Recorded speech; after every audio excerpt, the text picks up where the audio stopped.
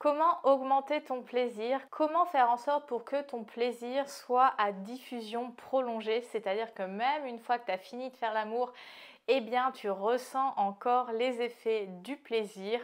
Comment potentiellement arriver à de multiples orgasmes? C'est la thématique que j'avais envie d'aborder aujourd'hui. Alors déjà, pour comprendre comment arriver à ces multiples orgasmes, ça demande de comprendre la courbe du plaisir. La courbe du plaisir, ce n'est pas une courbe juste ascendante. C'est une courbe effectivement qui commence à monter, qui va avoir un plateau, puis qui va remonter, et puis il va y avoir la chute finale, c'est-à-dire l'orgasme.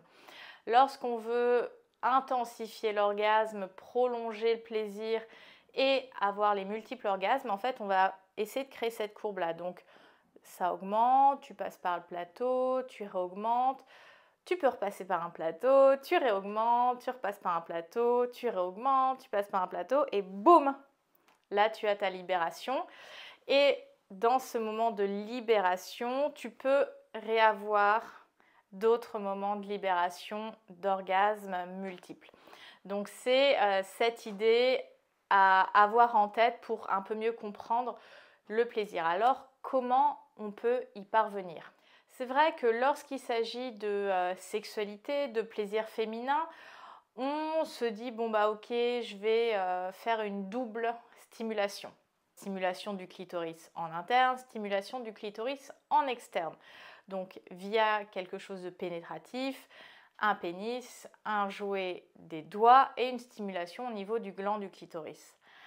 Mais ce qu'on ne dit pas, c'est que on peut faire bien plus qu'une double stimulation. On peut y ajouter un troisième, un quatrième niveau de stimulation. Et par quoi ça va passer? Par toute ta sensorialité. C'est-à-dire que quand tu en viens à faire l'amour, que ce soit toi ou ton partenaire qui initie cette multisensorialité, quels vont être les supports, finalement les piliers sur lesquels tu vas pouvoir t'appuyer? Ça va être notamment l'auditif, donc tout ce que vous allez vous dire, que ça soit par du verbal ou du non-verbal, que ça soit par le visuel. Le visuel va aussi nourrir l'excitation et donc d'avoir ces deux éléments en supplément dans toutes les stimulations du moment, ça va créer un plaisir beaucoup plus intense et notamment prolongé parce que même une fois que tu es sorti de ce moment de la chambre à coucher, de l'intimité, tu auras ces informations qui sont ancrées en toi. Et il peut y avoir un très grand plaisir à revisiter ces moments. Et en fait, le corps a aussi une mémoire au niveau sensoriel. C'est un peu comme cette idée de Madeleine de Proust, où des fois on va sentir une odeur et vraiment avoir l'impression qu'on croque dans ce dessert ou voilà ce parfum qui nous fait rappeler notre mamie et que même si elle n'est plus là, on a encore la sensation d'elle nous enlaçant. Donc nos sens nous permettent vraiment de capturer des expériences et le fait de multiplier la sensorialité, ça permet d'ancrer dans le corps ces expériences de plaisir et de pouvoir les revisiter à des moments complètement lambda quand la pensée se laisse un petit peu aller. Donc vraiment ce point de multisensorialité va être hyper important pour augmenter le plaisir.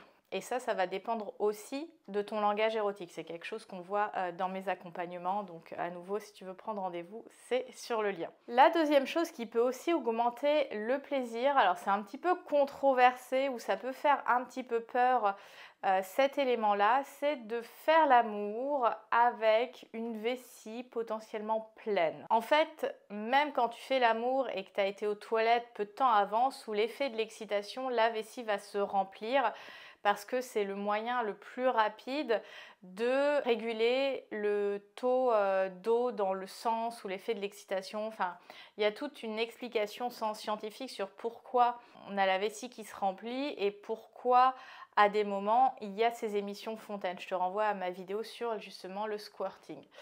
Parfois, ça peut être intéressant de faire l'amour en gardant un peu sa vessie pleine parce que ça va venir taper, stimuler différemment lors de la pénétration et ça peut être des sensations très agréables. Ça demande de dépasser un petit peu cette idée de je vais me faire pipi dessus, etc.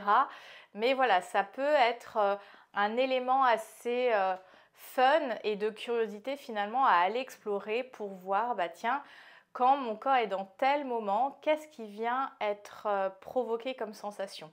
C'est vraiment ça ce qui est intéressant avec l'intimité et notre corps, c'est qu'on a plein de combinaisons qui sont possibles et ça nous demande de les explorer. Après, pour aussi intensifier l'orgasme et toucher les orgasmes multiples, ça va être tout ce qui est edging et peaking. Alors, edging et peaking, pour moi, c'est la même chose. Alors, on les voit dans des articles sexo différents, mais l'edging, c'est cette idée d'arriver au bord et de ralentir la stimulation. Et le peaking, c'est un petit peu le même principe, mais plutôt que de se dire j'arrive au bord, c'est la personne qui va, entre guillemets, s'auto-évaluer sur une échelle de plaisir, donc de 1 à 10.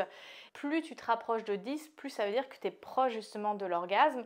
Et peut-être à l'approche de 8-9, de ralentir l'intensité pour faire baisser un petit peu la pression, faire un petit peu reculer l'orgasme pour continuer les stimulations. Et lorsqu'on construit petit à petit cette vague de plaisir, une fois que l'orgasme arrive, eh bien, il est beaucoup plus intense parce qu'on a construit progressivement les paliers de plaisir.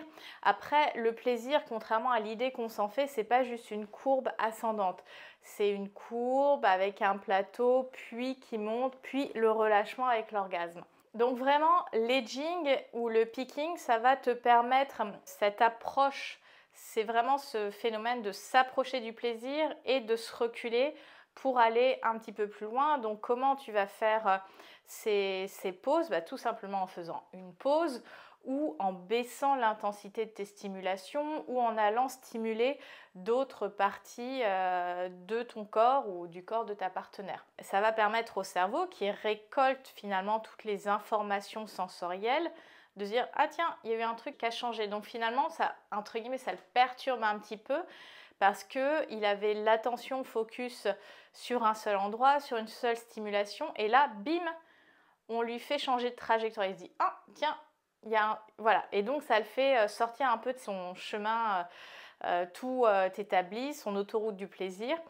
Il n'aura pas besoin d'énormément de temps pour s'y remettre, mais ce petit couac entre guillemets dans la matrice va lui permettre de dépasser un petit peu ses limites par rapport à ce qu'il a l'habitude d'expérimenter comme plaisir. Et c'est ça qui est intéressant en plus dans ce jeu relationnel avec l'autre dans l'intimité. Ça ramène de la complicité, ça ramène vraiment de la connexion et c'est ça qui est intéressant. Un autre élément qui permet d'intensifier, d'approfondir l'orgasme chez la femme, ça va être la respiration et la décontraction du corps. C'est-à-dire que plus on s'approche de l'orgasme, plus on va avoir tendance soit à couper sa respiration, soit à serrer les muscles au niveau de ton plancher pelvien, donc tout ce qui entoure tes organes génitaux. Bien que ça soit très agréable d'être dans cette contraction, de manquer presque d'air, parce que quand on est au bord de l'orgasme et qu'on est un peu dans un souffle suspendu, voilà, ça peut être ce manque d'air qui nous fait arriver à l'orgasme plus vite parce qu'il peut y avoir ce côté à la fois excitant et le corps qui cherche sa libération.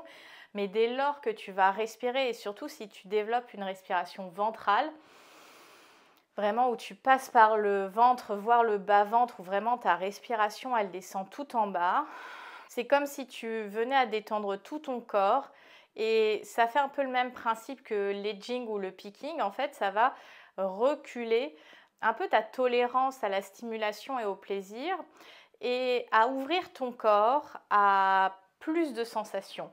Et c'est assez intéressant quand tu commences à le tester, à le pratiquer.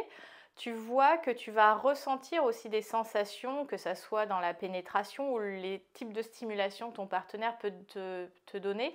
Vraiment des sensations très différentes, plus profondes, plus intimes. Tu vas vraiment percevoir ton corps avec un autre prisme et dans la connaissance de toi-même, ça peut être super intéressant.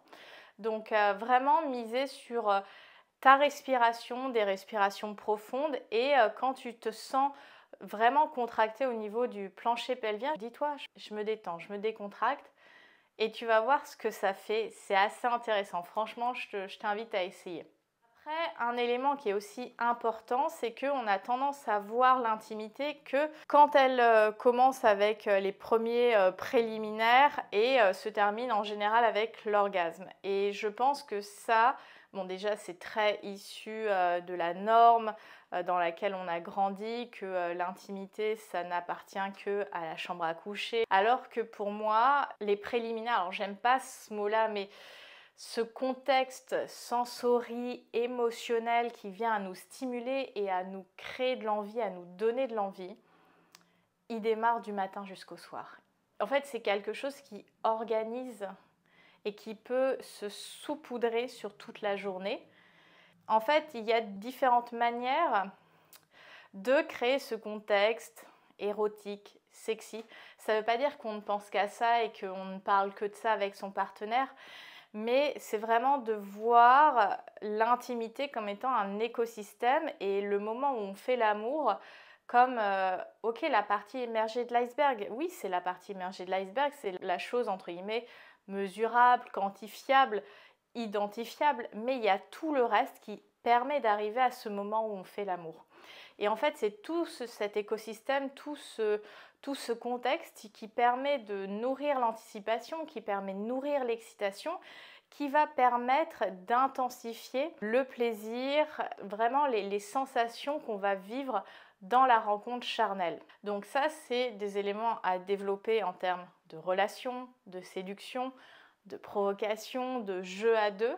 Voilà, c'est un axe que j'adore aussi développer avec mes clientes et mes clients parce que c'est justement un jeu, c'est ultra fun et c'est vraiment beau, je trouve, à accompagner les couples dans cette dynamique à instaurer. Alors, il n'y a pas d'injonction, mais c'est ça qui va permettre de créer une pérennité sur du long terme dans la relation. Et puis, le dernier élément que j'ai envie de te partager qui offre la possibilité d'une intensité plus grande, ça va être le manque. C'est-à-dire qu'à des moments, le fait de volontairement être abstinent, le fait de volontairement moins faire l'amour. Des fois, on peut hésiter à partir séparément ou à faire des choses l'un sans l'autre parce que on aime passer du temps ensemble, on a l'impression qu'on n'a pas assez de temps ensemble. Eh bien, à des moments, ça peut venir un peu plomber le côté excitation, le côté désir et je pense que c'est ultra important d'apprendre à se manquer, d'éprouver le manque pour justement créer plus d'intensité dans les moments de retrouvailles. Et ça, c'est intéressant parce que c'est une autre forme de jeu. Tu vois, tout à l'heure, je parlais dans le point précédent de jeu dans la relation. Alors, je dis pas que genre tous les mois, pendant une semaine ou 10 jours ou 3 jours, peu importe, on ne fait pas l'amour. Mais voilà, c'est trouver un peu ses limites, se provoquer et à des moments être dans cette satisfaction différée qui, quand on va enfin croquer dans le fruit, on va avoir tout ce côté ultra juteux, fondant, croquant qui est succulent en fait. Donc c'était les éléments que j'avais envie de te partager pour justement prolonger, intensifier le plaisir et toucher aussi de multiples orgasmes.